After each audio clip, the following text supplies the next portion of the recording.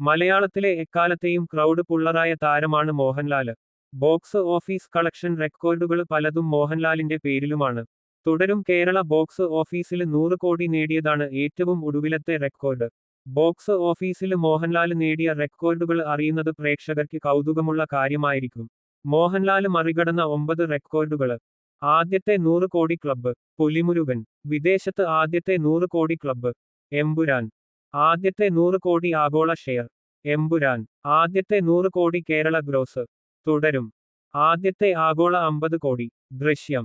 Kerala box ഓഫീസിലെ ആദ്യത്തെ 50 കോടി. പുലിമുരുകൻ.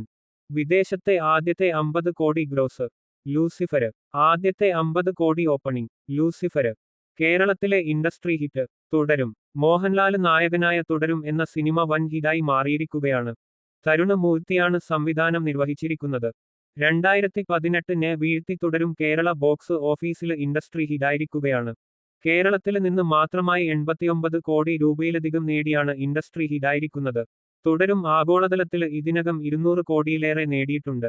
വലിയ പ്രചരണ കോലാഹലങ്ങളില്ലാതെ എത്തിയ തുടരും കേരളത്തില് എക്കാലത്തെയും കൂടുതല് കളക്ഷൻ നേടിയത് ഇൻഡസ്ട്രിയെ ഞെട്ടിച്ചിരിക്കുകയാണ്.